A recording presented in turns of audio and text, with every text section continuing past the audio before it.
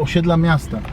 Było założenie takie, że ludzie tu będą pracować, mieszkać, tu jest basen podziemny, cała masa różnych takich w sumie bardzo ciekawych rozwiązań, ale takich utopijnych i to nigdzie na świecie nie sprawdziło, tutaj też się nie sprawdziło. I nazywa się to Parque Central. Parque Central, tak. To te dwa budynki, które są te wyższe, to swego czasu były najwyższe budynki w Ameryce Łacińskiej. Jeden z nich się spalił zresztą, tam się mieściło Ministerstwo Finansów i któregoś dnia Chavez przyznał, że natrafiono na trop mega wielkiej afery korupcyjnej w Ministerstwie Finansów i jak przez po prostu cudownym trafem kilkanaście godzin później, następnej nocy pożar wybuchł i się wszystko spaliło w Ministerstwie Finansów. I nie było już. Nie było dowodu. Nie było dowodu. I do tej pory nigdy tego nie odbudowali do końca. Jedna z tych wież jest zupełnie pusta. A gdzie teraz jesteśmy? Jak się nazywa ta strefa? To jest Centrum, to prawda? jest centrum. Ten taki bardzo dziwny budynek z takim łukiem na wprost nas to jest Trybunał Najwyższy, Sąd Najwyższy. Tam wisi Bolivar i Chavez. Tam wisi Bolivar i Chavez. I dalej jest Plaza Caracas. I to jest taki kompleks administracyjny, tam dużo Ministerstwo Zdrowia między innymi jest. Bardzo często są tam manifestacje w związku z tym, demonstracje ludzi, którzy domagają się lekarstw, miejsca w szpitalu. Powiedziałeś wcześniej, że jesteśmy teraz już, można powiedzieć, w strefie rewolucyjnej trochę. No, kiedyś to była zdecydowanie strefa rewolucyjna, teraz to już się tak to zatarło, ponieważ no, nie ma takich stref, które są zdecydowanie czawistowskie, bo jednak sporo ludzi odeszło od tego czawizmu i takie strefy, które dawniej były super czawistowskie, teraz bardzo często są tam protesty antyrządowe, więc to trudno powiedzieć, jaka to jest strefa polityczna. Jest Wielki Piątek, 19 kwietnia 2019 roku. Jedziemy z Tomkiem i Ignalin do centrum Caracas, obejrzeć uroczystości kościelne i porozmawiać trochę o religii, a także o bardziej przyziemnych rzeczach związanych z Wenezuelą. Tomek, planujesz wymyć samochód? No jak deszcz nie spadnie w najbliższych dniach, to jednak w końcu myślę, że tak.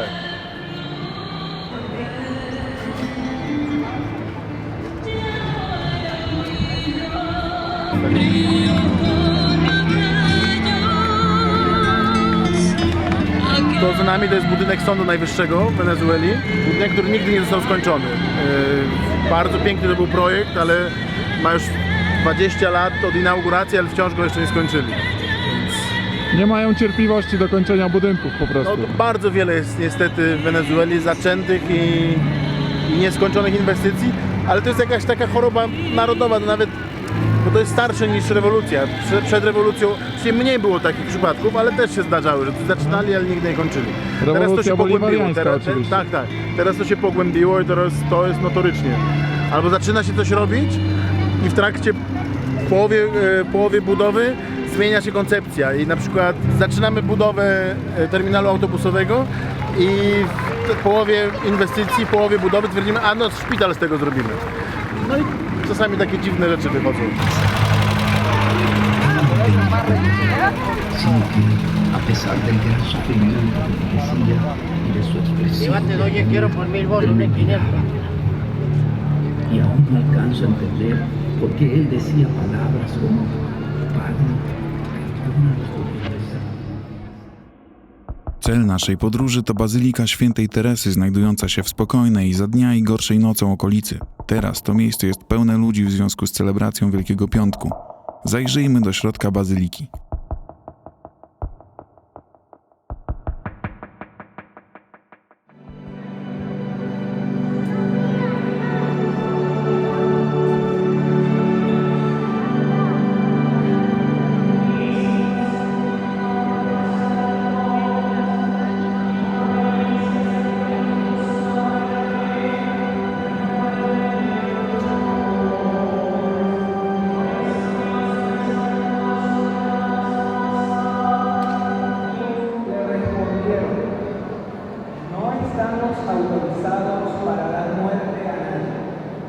Mis servidores habrían luchado para que no cayera yo en manos de los judíos, pero mi reino no es de aquí. Wenezuelczycy, jak większość latynosów, uwielbiają spędzać czas poza domem i przebywać w swoim towarzystwie. Dlatego także Wielki Piątek jest okazją, żeby wyjść i spędzić czas w gronie rodziny czy przyjaciół.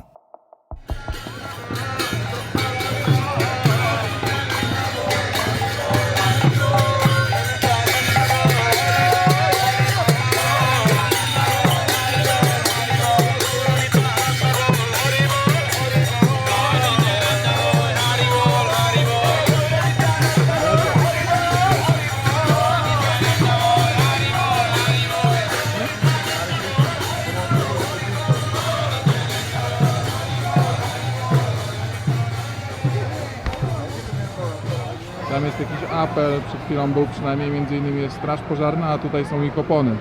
Nie za dużo wydaje u nas sprzęt, z tego co widać. Opony ich motocykla, łyse totalnie. Chociaż tak, motocykle całkiem fajne. Oni są tu ze względu na gdyby coś się wydarzyło, tak? Po prostu, bo jest dużo ludzi. No bo jest wielki tydzień i czuwają nad bezpieczeństwem, bo generalnie jak ich nie ma, no to nie jest to najbezpieczniejsza część miasta. Tak, Takich tutaj- najbezpieczniejszych części ogólnie nie ma. No ale ta szczególnie nie jest najbezpieczniejsza i no nie moglibyśmy za bardzo tutaj zdjęć robić normalnie. Ja tutaj miałem 2 czy 3 razy takie bardzo niemiłe sytuacje w okolicy właśnie tego tutaj placu i ulicy. To jest odpowiednik naszych palemek wielkanocnych. To jest właśnie z liści palmowych się robi.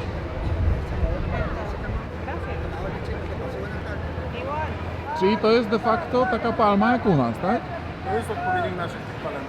To jest chyba pierwowzór, bo to jest rzeczywiście z liścia palmowego. Tak w skrócie, czy Wenezuelczycy są religijni i czy można ich religijność porównać do naszej polskiej? No bo z tego co wiem, teraz jest Wielkanoc i nie ma tak, że oni się spotykają w domu, jedzą śniadanie, spędzają dużo czasu razem w sposób związany z religią, prawda?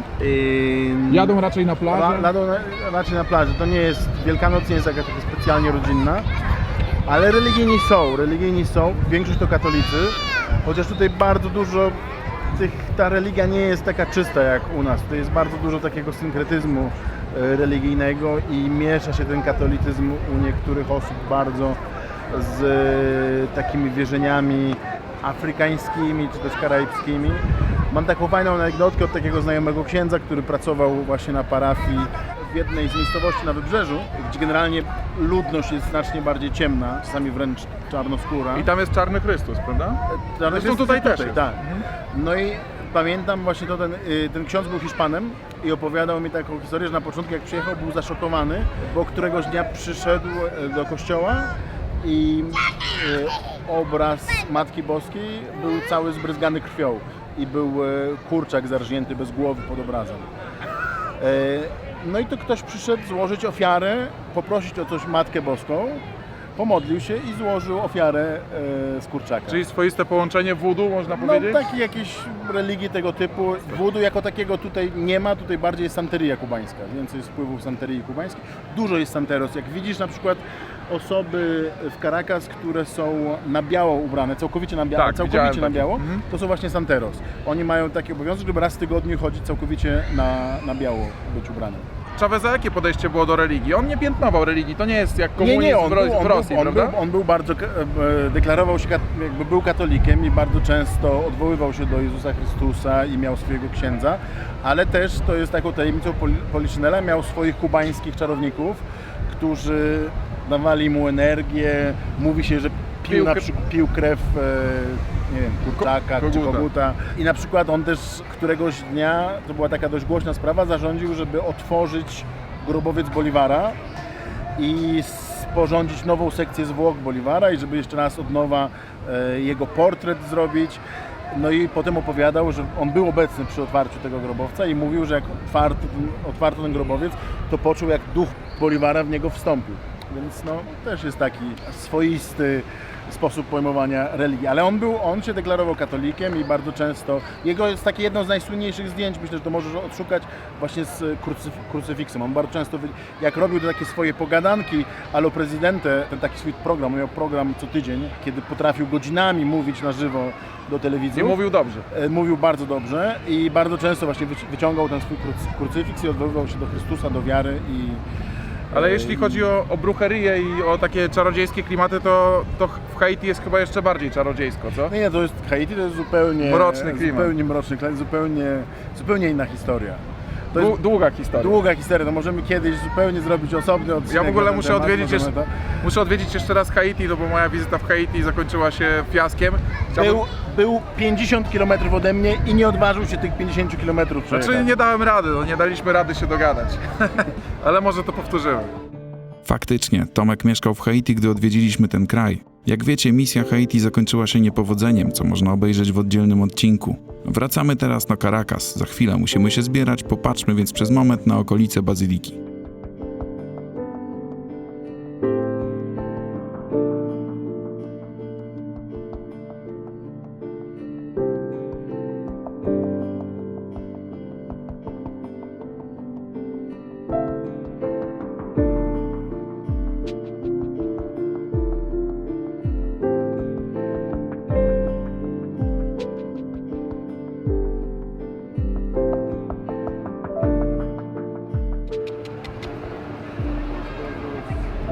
estúpido, vas a tener hepatitis ahora.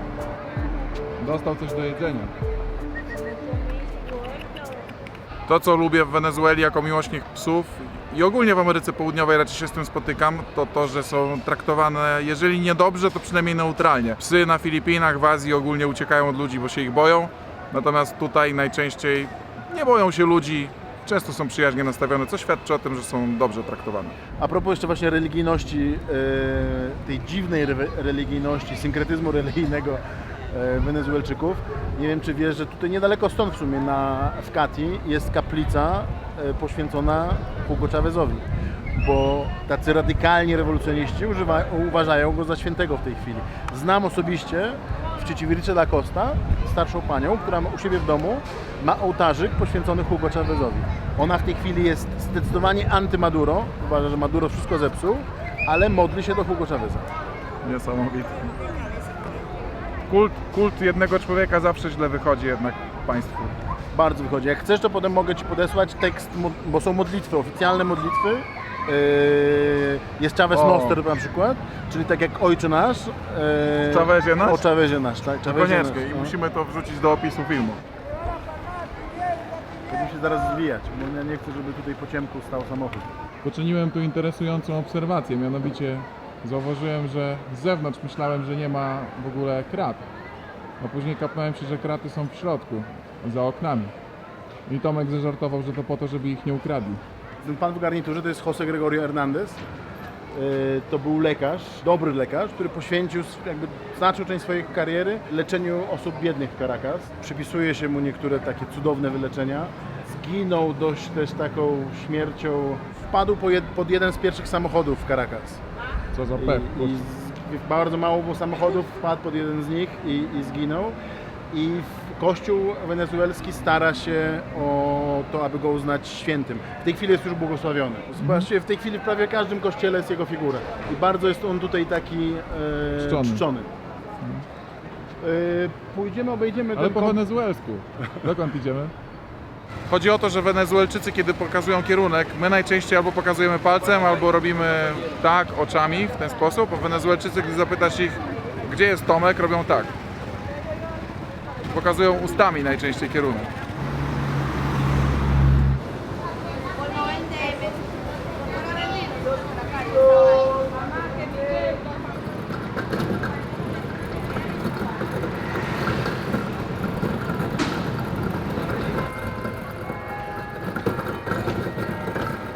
Mało przyjemnie się tu trochę robi wieczorem, co? No, zdecydowanie jest tu bardzo mało przyjemnie. Ja tutaj kiedyś dokładnie na tym rogu spędziłem ponad 24 godziny stojąc w kolejce, bo ten budynek żółty, pomarańczowy, to jest budynek Sajmy, wtedy jeszcze Onidexu, czyli takiej urzędu do spraw identyfikacji cudzoziemców. I jak starałem się po raz pierwszy o wizę rezydencką tutaj, to właśnie były mega kolejki, musiałem odstać swoje, ponad 24 godziny w kolejce stałem. I noc spędzona tutaj no, nie należała do najprzyjemniejszych, chyba nigdy do końca życia i nie zapomnę. Jeszcze to było w tym okresie, kiedy naprawdę Caracas było takie bardzo niespokojne, w związku z tym w nocy było gdzieś słychać strzały tutaj w okolicy. No, Ale było nie dużo fajnie. obcokrajowców w kolejce? Tak, głównie, przede wszystkim obcokrajowcy, bo To jest pewnym plusem, ale i minusem. I na przykład były, bo to wiesz, socjalizm socjalizmem, ale mały biznes się rozwija. Stacze? I nie, stacze tak, ale przede wszystkim bardzo dobry biznes. Byli kolesie, którzy wynajmowali plastikowe stołeczki, O, ciekawe. żeby sobie usiąść. No tak. Skorzystałem, wynająłem sobie. A propos właśnie jeszcze rzeczy, które można wynajmować, to tutaj po drugiej stronie, też w jednym z urzędów, kiedyś trochę się tego wstydzę, ale wynająłem dziecko. Wynająłem małe dziecko, ponieważ rodzice z dziećmi na rękach wchodzą bez kolejki i wynająłem, babka była i mówi, wynajmowała po prostu ludziom swoje małe dziecko i dziecko było bardzo czarne i ludzie, negrito, que lindo. Ale ten Negrito pewnie wróci tam już kolejny dzień wszedł do tego. Negrito, no i ja wlazłem, załatwiłem to, co miałem zrobić. Wyszedłem, trochę się wystraszyłem, bo nie mogłem znaleźć mamy.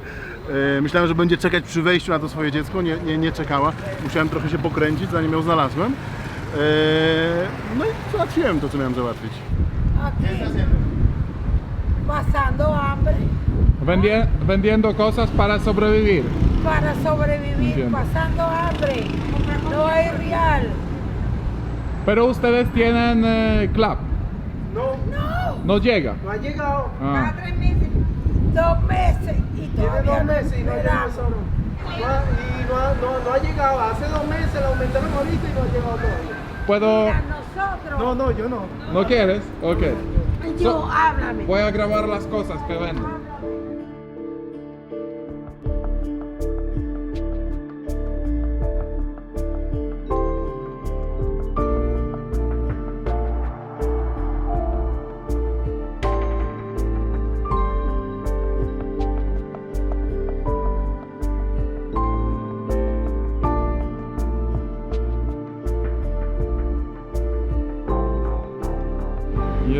Przyszliśmy kawałek dalej, ten plac się nazywa Plac Caracas. Postanowiliśmy się ewakuować, bo gringosy nagrywające kobietę, która się skarży, jak to jest źle, to nie jest dobry pomysł. Po prostu może na przykład przyjechać wojsko albo jakaś policja i się zainteresować tematem. Możesz pokazać te piękne okna tutaj na wprost, to jest Ministerstwo Zdrowia. Podoba mi się ten brak subordynacji względem jakiegoś porządku i organizacji tego miejsca. Zobaczcie, tutaj chłopaki grają w baseball, to jest ich sport narodowy. Piłka nożna jest tu znacznie mniej popularna.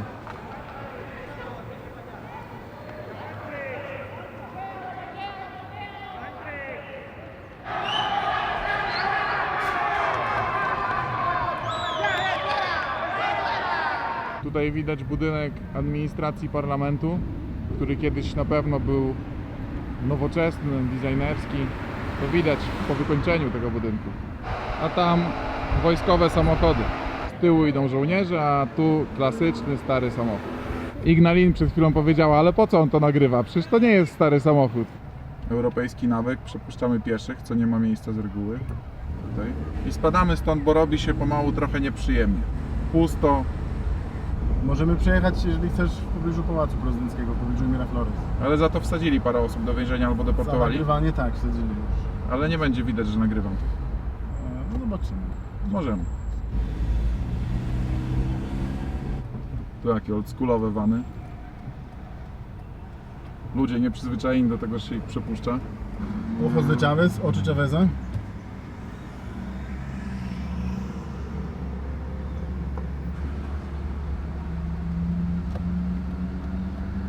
Ten budynek to co to jest? To jest część kompleksu Miraflores, to są jakby wojskowe biura w tej chwili. Pałac Prezydencki jest schowany za tym białym budynkiem. Ale widzę, że już tutaj są jakieś te posterunki. Więc chowam. No, a tam zobacz, tam jest... ale to zobacz, jak zawrócimy, to będzie dobrze widać. Tam jest Cuartel de la Montaña, tam jest właśnie mauzoleum Chaveza. Okej, pałac jest za tym murem, ale nie widać go z tej perspektywy. Tak? Ale w każdym razie uwierzcie nam, że tam jest. Marek, będziemy przejeżdżać, jakie tutaj są worki z ziemią i wiesz, jakieś okopy. A te bloki, które widzisz po lewej stronie, jest 23 de Enero, to jest ta słynna dzielnica, taka, gdzie większość kolektivos ma swoje siedziby. A, no to tam nawet przyjechaliśmy tamtędy w odcinku tytuł na dole. Możecie sobie zobaczyć. Zawrotka?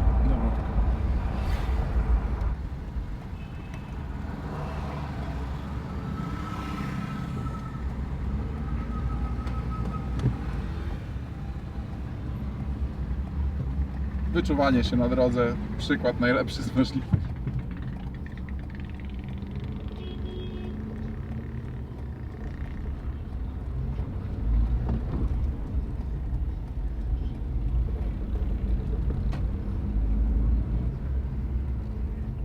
Lindron.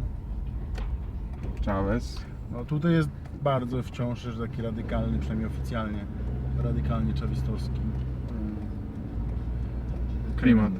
Tutaj jeżeli ktoś sprzyja opozycji, to nie mówi o tym głośno. Jeszcze. Będziesz miał po prawej stronie te szańce takie. Tomek, czerwone światło. Bardzo się to boję.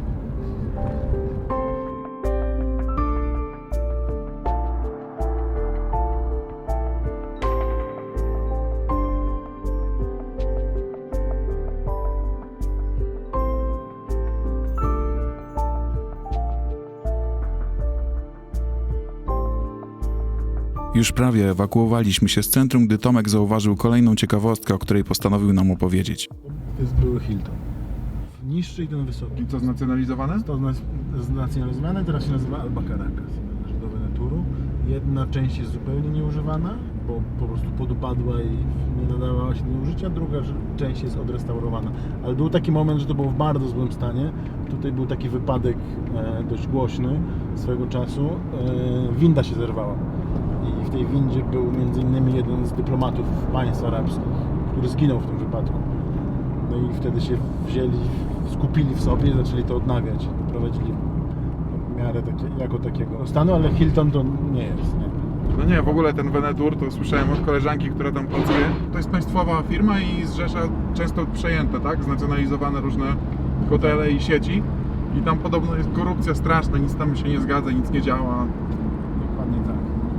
W większości z tych hoteli poziom jest dość rozczarowujący, nazwijmy to. Po prawej stronie mijamy park botaniczny. On dziś bardzo piękny, teraz też on należy do Centralnego Uniwersytetu Wenezueli, czyli do największego publicznego uniwersytetu wenezuelskiego. Kiedyś ten park botaniczny był przepiękny, teraz niestety jest zapuszczony, bo po prostu uniwersytet nie ma pieniędzy na to, żeby go konserwować, żeby go utrzymać. Jeden uniwersytet, w którym byłem, Simona Bolivara, nie miał wody na przykład przez 2 tygodnie, także podstawowych rzeczy też często nie mają. Savoy, czyli to jest marka wenezuelska, tak? Tak, która została przez Nestle kupiona. Legendarna dla Wenezueli marka. Widziałem stare, być może wrzucę zaraz zdjęcie, stare zdjęcia neonów w Savoy z lat 50., jeszcze gdy Caracas święciło. No tutaj był też Większy duża reklama Savoy, była właśnie w Belmonte, ale ją 2 tygodnie temu zdemontowano, bo już ponoć była w takim stanie, że jeżeli by jej nie zdemontowali, to by spadła. Ale te mosty, niektóre z tych, którym właśnie teraz przejeżdżamy przez rzekę, ściek El Guaire, są nowe. To One są zupełnie nowe, tak, to jest bardzo pomogły, to rzeczywiście jedna z niewielu rzeczy, która w ostatnich latach się udała, budowa tych mostów. Ich wybudowano dobrych kilka mostów jest i one bardzo odkorkowały miasto. Czasami trzeba było bardzo daleko jechać, żeby móc jechać z autostrady, a teraz dodano tych zjazdów z autostrady i to bardzo pomaga, bardzo upłynniło ruch w mieście. Mamy teraz godzinę 18:35 i chcieliśmy podjechać do jednej z naszych ulubionych kawiarni i jest piątek, 18:30, oczywiście już jest nieczynna. Niektóre biznesy, w ogóle mi się zdarzyło chodzić do takich restauracji, barów, gdzie serwują śniadania i obiady i o 16 już były zamykane, czasami o 15:30. Ludzie wcześniej tu wstają i nie wychodzą wieczorem, więc zamyka się wiele biznesów wcześniej. Opuszczamy Bellomonte, dzielnicę, w której mieszkaliśmy w 2017 roku podczas pierwszego pobytu w stolicy Wenezueli. Jedziemy do Altamiry, jednej ze spokojniejszych i bezpieczniejszych dzielnic miasta, położonej po drugiej stronie rzeki El Guaire. Wpadamy tam do jednej z droższych kawiarni w mieście, żeby pokazać Wam ceny, a te nie są oczywiście dostosowane do zarobków większości mieszkańców tego państwa. Jesteśmy w fajnej, lansiarskiej, takiej można powiedzieć, kawiarni Franka. Kupiliśmy 2 espresso, 1 kawę z mlekiem i herbaty zielone. Zapłaciliśmy za to 63 000 boliwarów i wyszło to w złotówkach. 58,41. A co ciekawe, nawet kawa nie jest w filiżankach, tylko w papierowych kubkach. Chociaż to podobno wynika z tego, że nie było wody i nie chcą myć po prostu filiżanek. Korzystając z okazji, że jesteśmy blisko budynku typowego i to wcale w nie najgorszej dzielnicy, chciałem Wam pokazać, jak jest uzbrojony. Wszystko jest pod prądem, jest parę drutów pod prądem, nawet te rogi są specjalnie uzbrojone. Wejście jest porządnie zakratowane, a i tak mieszkańcy mają najczęściej kraty w swoich mieszkaniach.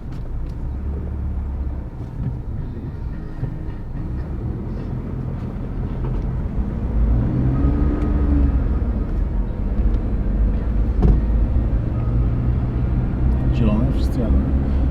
Tak.